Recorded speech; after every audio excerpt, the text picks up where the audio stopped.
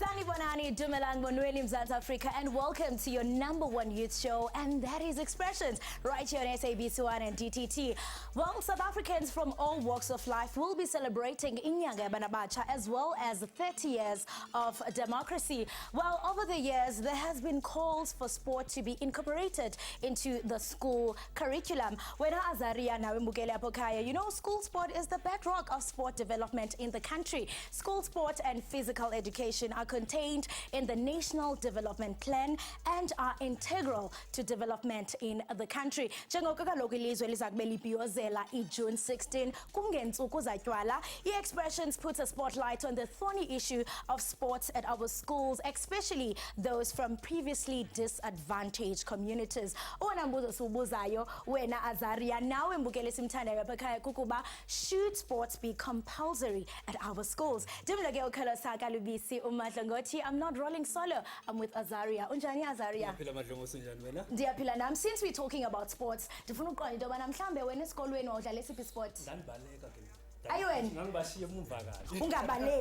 ungabaleki mbukeli hlala phansi mina ngu-Azaria wakokhoza namuhla mbukeli sikhuluma ngokubaluleka kokuzibandakanya kwezemidlalo njengomuntu omusha lapho ekhaya. But did you know that regular sports participation has been found to have positive effects not only emzimbeni wakho but on your mood, your emotional regulation, sleep quality, self-confidence and many more. Okubaluleke kakhulu ke mbukeli ukuthi ezemidlalo ziyakwazi ukunqanda intsha ukuthi ingabe luvanze emigwaqeni futhi ingangeni shi ezidakamizweni. With all these benefits Kholosa namhlanje siyabuza ukuthi shouldn't sports be part of our curriculum ezikolweni na?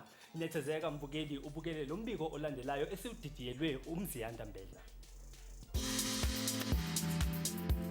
Umbukeli touchdown khona la eBoksburg in the east of Johannesburg. Should sport be included in our curriculums ezikolweni? Tennessee Boksburg Football Club, we are based in Boksburg. We compete in the region in the East Rand. Irole yethu ekakhulu thina esihlala around lana, especially in the CBD and surrounding areas, is to coach abantwana ibhola starting from the age of 7 up to the age of 21. Ekakhulu izikolo ezingazi around apha sporting codes abazikhethile. It's athletics, it's hockey, rugby. A lot of them have actually abandoned soccer, so it is actually role yethu thina as Boksburg Football Club sithathe abantwana aba interested ibhola siba coach. I want you to tell me a bit about the role that sports play in their lives. Ibhola idlala irole enkulu kakhulu because ukuthi uyajonga abaninzi banokuphuma esikolweni bayohlala emashop, but you would never see a lot of these boys but bephuma esikolweni they walk as in a massive group all the way from the CBD to up at Boksburg Stadium precinct beze ebholweni, and ukusuka lana they go back to school or ezindlini for extra classes, benza ama homework, and basically it cuts off the free time that they have. Ezikolweni, why is it important for us to include sports in our curriculum, especially ezikolweni as well? I believe actually a healthy body and a healthy mind, they already actually work together. So I think it is actually important that it happens. It's sad that in our communities we have about 12 schools that are accommodating teenagers, but only 2 of them have a soccer. The rest are interested in athletics, hockey, rugby, and that's about it. It takes me away from izinto ezimbi because it teaches me something, and ufunda izinto eziningi njengocommunicator nabantu. It taught me a lot of discipline and consistency. If I start something, I need to carry on and finish it. And it's a consistency and discipline comes in. Nasendlini bakuthemba more ngoba uhlezi usendlini yenza into eziright ohamba kakhulu uphuma ebusuku izinto enjalo uhlezi. It takes me away from reality, from drugs. It keeps me in the house from doing naughty things because I find football is a passion. and it encourages me to do better day by day to become a professional footballer. It impacts me in a very positive way because it helps me get away from the stress of school, and it's my passion, and I love playing with my friends because they also see it as a way to escape the reality of school and the stress it gives to you and everything. After watching that insert in Mbugeli, I hope Bafana might think a striker. They will definitely call me. Joining me right now in this conversation, I have Uneto Chamane, who's an SABC sports commentator, who's also going to be helping me to unpack this discussion, putting being a Ngwamgele expressions. Thank you, Azaria, Yeah. and it's good to be back on Mzansi's #1 youth show. Definitely. All right, so I understand that ngumsebenzi wakho, you work a lot with sportsmen. You know, you literally live in their world, 24/7. I want you to take me through the sports sphere in South Africa, especially when it comes to developing esports. Nabantu abasha, intsha esafufusa. Are we heading in the right direction? We could be heading in the right direction, but I want to break it down into scenarios that you will understand where I'm coming from when I say we're talking 30 years of democracy, and a lot of people are in a celebratory mood talking about 30 years of democracy through sporting excellence. But when you trace the footsteps of this sporting excellence, it directs you to the private schools, and it directs you to public schools in the suburbs.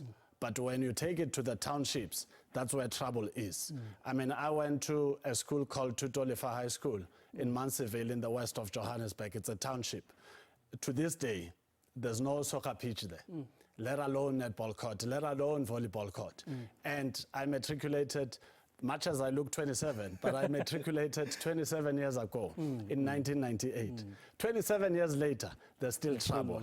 There's a multi-purpose sports facility in that area, but it's understandable that that facility is supposed to serve the entire community. Now, if you have the school using that same facility, it's congested. Neighboring areas like Quelere Park from Mansfield, there's a school called Townview High School. It's a public school, but it's in the suburbs, and they've got all the facilities. Okay, I like the fact that you are talking about schools right now. Mbugeli, we did try to reach out to the Department of Basic Education to try and invite them onto the show to no avail. And I know very well that there was a research that was done by the National Education Infrastructure Management, which they came up with the results as it is, out of 5 schools, 2 schools out of all those 5 schools, they don't even have the facilities. Don't you think, Guti, that's a call for concern? It is a call for concern, and it's also disturbing that 30 years later, celebrating democracy, there's nothing in terms of improvement that we can point at. Because 2 schools out of 5, it's a big number of learners that goes to school. What happens to those learners when they do not have any activities that keeps them going? I mean, I spoke to a 17-year-old archery athlete on my show on Channel Africa called Africa at Play. She goes to Elspark High in Germiston. And she was telling me that, look, I'm lazy, I love reading, I can read 4 to 6 books a day sitting on a couch, I have no issues. But when I joined Elspark High, they said sport is compulsory. And I looked around, I checked the list, and I chose archery. Archery is a shooting sport, basically. And she thought, it's less demanding, it's less hectic, let me go with archery. Now she's heading to Namibia for continental championships. Now take that same learner and go place her in Mansfield at Tutolifa High or any other township school that is struggling like Tutolifa High, then you can see that that talent would have gone down the drain. And if they didn't say sport is compulsory, it means they wouldn't have known that there's an archery champion. Within their vicinity. Within their vicinity. All right, so I also just want us to speak a bit about sports academy, because you are speaking a lot about iy'kole and incorporating ezemidlalo ey'fundweni zethu. We know that there are countries, abafana nabo America, the US of A, and China, where you have like your school, which is deemed a sports academy, because not everyone can be a doctor, not everyone can be an engineer. So do you think, South Africa, it's high time for us to start propelling our learners into that space of just having sports academies? That is very correct, but we also need to highlight the fact that running a sports academy is not a child's play, and you need to be able to afford it. Now, when you look at the landscape of the country, there are people who take their kids to private schools because they can afford. But the rich are defeated by the poor with numbers. Yet the rich are benefiting, but it's just a small number. Now, if you introduce sports academies, you better link them to the schools and public schools, especially the disadvantaged areas, so that you don't have a scenario where we speak progress of those that are excelling in schools or academies, but where are they coming from? Because those who can afford to take their kids to those academies, it goes back to the rich again. But what about those that sometimes can't even afford to have cheese on a weekend, let alone Monday to Friday? Yeah. Okay, ayike mbukeli ihlala la ukhona unganyakazi. Sisakhuluma ngezemidlalo khona la ku Expressions kunqa phambili uSABC 1 Mzansi for sure. Unganyakazi siyabuya.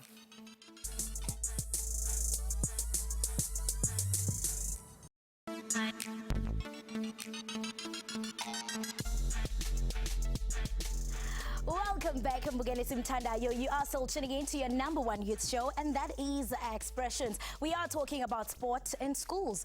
Many countries have made it compulsory for sports to be the part of their curriculum. Let's take a look at China. It has become a sports superpower thanks to the successes of its athletes in international competitions and the Chinese government's policy of encouraging the country's entrepreneurs and enterprises to promote sports through direct investment and advertising. The country, Gembugeli, has hosted several international events. A recent example is the 2022 Winter Olympic Games in Beijing. How are they doing all of this, Mbugeli? Right about now, we are going to talk to Ndumiso Mbanza, a South African who is a deputy principal in China. We are going to connect with him from Shanghai. Ndumiso, nahao.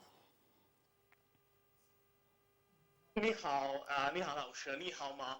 我的名字我的马蒂老师，是不是？ How and how, 谢谢。 Someone else. So, for those of you Mbugele and Mbugele, you're probably wondering, that was just a basic greeting in China. So it means that I've scored myself a visa to China. Thank you so much for Ndumiso and welcome to Expressions this afternoon.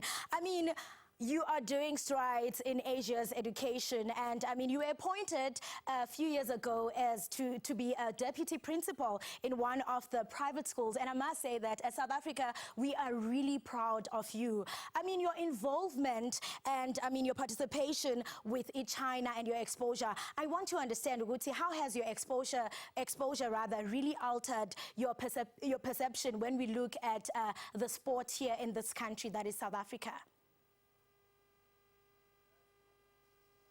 No, thank you so much, Sistine, for the opportunity. I really do appreciate being part of this discussion. I'm going to be honest with you about one thing when it comes to China and their sporting policy in schools, including my own school. Sports here is so important such that it is compulsory. It is as important as your mathematics, as your language. It's the same as Gaokao, what we would call it as matric. But this side, it's even more because they get exams, our students get exams every single term, which are organized by highly trained coaches. So what we usually do is we recruit highly specialized coaches to train our students here in China. So not just any teacher can, teach swimming, for an example, or, running, or whatever sporting court that could be. We recruit specialists. And also, when it comes to our policies here in China, we are mandated by the law that our students need to have at least 2 hours a day just dedicated to sports. So 1 hour in the morning session and another hour in the afternoon session. Because remember, schools here in China start at 7 a.m. and we finish at 6 p.m. So we have ample of time to do that. And what I wanted to share also with you is that when it comes to the budget and everything, the Chinese government is really big on sports because they believe that, you need to balance life. You cannot just learn and not have some sort of sporting codes, sort of help you with attention. We have a lot of students all over the world with ADD, ADHD. And when it comes to sport, it is truly the answer because most students don't even need medication, but if they can just, go to a sporting field, either playing basketball or football or swimming or hockey, it really helps calm them down and with attention span and with concentration. So yeah, the budget is about $3 billion every single year. So yeah, China is quite big on sports. As compared to South Africa, it's a different story. And I mean, outlining everything that you have just said, you speak about, I mean, the government being on the forefront in ensuring that, you know, abantwana bayakwazi into yobana baphumelele with this kind of sport. I mean, there is not lack of funding, just like here ekhaya uzofumanisa into yobana there is lack of funding. You speak about, you know, specialists who are in the forefront in ensuring that this sport is a success. I mean, here at home, you'll find out uba umntana xa ebuya esikolweni uzawubeka ubhaka wakhe, and then they go for PlayStation, TikTok, YouTube. And I mean, this is something really tricky because, I mean, physical inactivity, it really opens up to izifo ezifana no heart condition, diabetes, and many others. Do you think, because I mean, just in the last year, one of the key decisions that was taken by the sports indaba was that sports should actually be made a curriculum here in South Africa. Do you see that happening here in this country? It should be compulsory. It should be mandated by the law. But what they do in South Africa is that there's a lot of corruption and theft. You know, they overfish, they corrupt, they steal. You know, the only thing that the ANC government knows is just for their big stomachs. But when it comes to the plight of black people, to the ones that are really privileged, when it comes for them to support and be there for the people that, you know, because really, black people voted for the ANC, but look what they're doing now. They know where to be found. So sporting, I'm not diverting, please don't get me wrong, but because they are in charge of the country now, and the schooling system is in such shambles and in such a mess because of corruption, and no one is really doing anything about it. Because I read somewhere on one of the, hello? Yes, we can hear you. And I mean, on that note, when Ndumiso, yes, I also want to, you speak about corruption, and I mean, we cannot shy away from, you know, vandalism that is happening in schools. We see our learners, you know, getting into depression mode. There's high suicide. There's so many that is happening. And I mean, we're seeing a lot of that rise. Can we maybe link, you know, the ill treatment of youth to lack of participation in sports? Absolutely, because now, how can you say as a department that, you know, we want to scrape away sport because, oh, sorry? Yes, you can continue. Oh, sorry, I got interrupted. So what I was saying is, with all those things happening, then how do you come and say as a department, no, we think that sport shouldn't be a mandated module, it should not be in the curriculum, whereas you see that there are so many kids that need help. You know, depression, you said, for an example, depression, the best way you can cure or you can treat, in fact, you can treat depression is through sport. You know, we know so many people who suffered from depression and they went to the gym and they're perfect now, they're great, they're not even on medication. There is a budget allocated for sports, but they just use it and they eat it, and that's why they have big stomachs.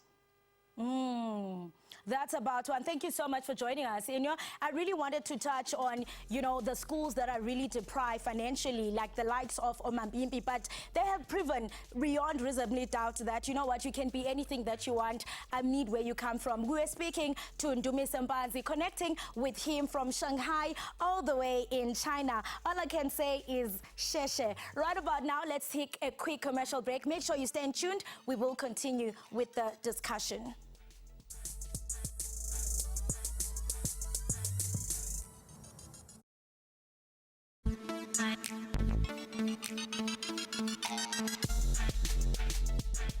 Siphinde sikwamukele mbukeli woza hlala phansi siqhubeke nohlelo lena yi-expressions khona la ku-SABC 1 sisaxoxa ngokubaluleka kwezemidlalo ey'mpilweni zethu siyintsha. And still joining me on the conversation is Neto Chamane, who's an SABC sport commentator. Before the ad break, we heard Ndumiso all the way from China ekhuluma about the budget which is allocated to sports. And mbukeli, if you didn't know, ngonyaka ka 2023 and 2024, the national budget for arts, culture and sport in South Africa amounted up to 6.3 billion. Now, it seems like there's a disconnection between when the money is dispensed and getting it to Tina, Impagatin. Where do you think the problem is? There's always issues when it comes to money. And that's why we see so many big numbers of corruption cases. This money needs to be directed to its cause. And while we are on this money, you need partnership between Department of Education, Department of Sport, Arts and Culture, and Department of Health, so they can club budget together so that this budget is meant for sport. In that way, it will help schools that do not have facilities. It will also help facilitate or maintain the facilities that are already there. Because we see in our roads, when you drive to Sandton now, it's not that Sandton of 20 years ago, you're most likely to go through some potholes because of lack of maintenance. It's the same thing even when it comes to schools. So, and also this budget needs to pay a sport administrator or a sport coordinator, someone who's going to make sure that learners in that school are active. Because if you don't have that kind of a person, it's too much on a teacher that is a teacher but also passionate about sport. I used to work for Southwest Gauteng College, and how I got the job is I just knocked and I bumped into a teacher who was a sport coordinator but volunteering. But she was a lecturer.